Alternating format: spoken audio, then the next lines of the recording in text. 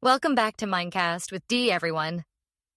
I'm Dee, and today we're diving into a fascinating psychological phenomenon called the Dunning-Kruger effect. Have you ever met someone who was completely confident and completely wrong at the same time?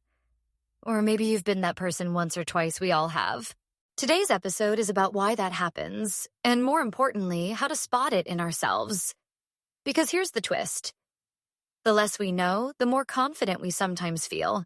Hi, I'm Will, and I'm really excited to see what behind-the-scenes insights we'll uncover today. Okay, I already feel personally attacked in a good way. I definitely know people who are super confident but clearly off. But you're saying this isn't just them. It's something we all do sometimes? That makes this way more interesting. Exactly. And that's what makes this topic so important.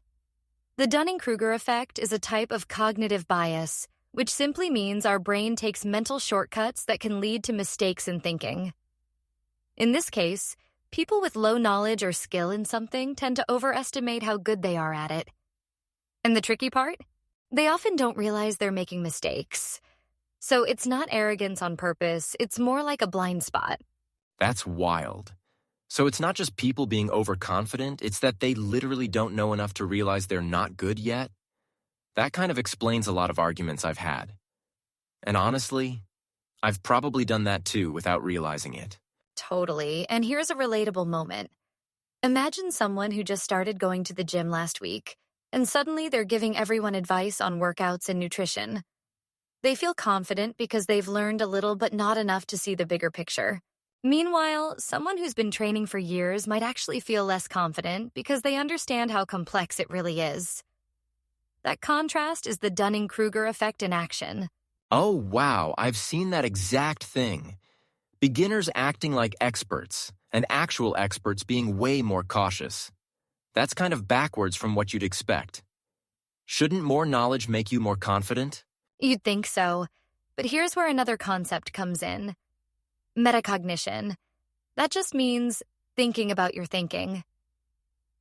People who are skilled tend to have better metacognition, so they're aware of what they don't know. Beginners don't have that yet, so they assume they understand more than they actually do. It's like reading the first chapter of a book and thinking you know the whole story. That makes sense. So it's not just about knowledge, it's about awareness of your limits. I guess that's why learning something deeply can feel humbling. The more you learn, the more you realize how much there is left. Exactly. And that connects to another term, confirmation bias. This is when we only pay attention to information that supports what we already believe. So if someone thinks they're great at something, they'll notice moments that prove it and ignore the ones that don't. That reinforces their confidence, even if it's misplaced. Oh, I've definitely done that. Like when I try something new and focus only on the times I did okay, ignoring all the mistakes. It feels good in the moment, but it probably slows down real improvement. Right. And one more important concept here is emotional reasoning. That's when we assume something is true because it feels true. So if I feel confident, I assume I must be competent. But feelings aren't always reliable indicators of reality. Confidence and competence don't always match. That's actually kind of scary. So just feeling sure about something doesn't mean you're right at all.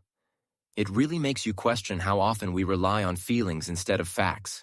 Exactly. And that's why this topic matters so much in everyday life work, relationships, even decision-making. So let's get practical. Here are 5 tips to avoid falling into the Dunning-Kruger trap.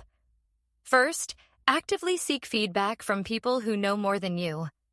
Second, ask yourself, what might I be missing? Third, keep learning even when you feel confident. Fourth, track your results objectively instead of relying on feelings. And fifth, surround yourself with people who challenge your thinking. I like that these are actually doable. Especially the feedback one that can be uncomfortable, but it's probably the fastest way to grow. And the idea of asking, what am I missing, feels like a simple but powerful habit. Totally. And here's something interesting that's trending a lot right now. On social media, confidence often gets rewarded more than accuracy. People who speak boldly, even if they're wrong, can gain huge followings that can amplify the Dunning-Kruger effect on a massive scale. It creates a culture where sounding right matters more than being right. That explains so much about the internet. You see people speaking with absolute certainty about things they clearly don't fully understand. And the scary part is, it can influence a lot of people who assume confidence equals credibility. Exactly. And that's why awareness is key. So let's bring this back to our audience. Here's a question for you. When was the last time you felt very confident about something and later realized you were wrong? That moment can actually be a turning point for growth. Drop your stories in the comments. We'd love to hear them. Yeah, I'm curious about that too. I feel like everyone has at least one moment like that, and it's usually a little embarrassing, but also kind of funny in hindsight. Those moments might actually be the best teachers. All right. Quick recap before we wrap up. The Dunning-Kruger effect is when low knowledge leads to high confidence because we lack awareness of our own gaps. It's tied to cognitive bias, metacognition, confirmation bias, and emotional reasoning, all of which shape how we see ourselves. The good news is, once you understand it, you can start catching it in action. And that's where real growth begins. I feel like this episode gave me a new lens to look at both myself and other people. It's not just about judging others. It's about staying curious and humble. And honestly, that feels like a healthier way to approach learning anything. Exactly. And that's the goal, not to feel bad about it, but to become more aware and intentional. Growth starts when we admit we don't know everything. And that's actually a strength, not a weakness. Thanks for spending this time with us. Catch you in the next one.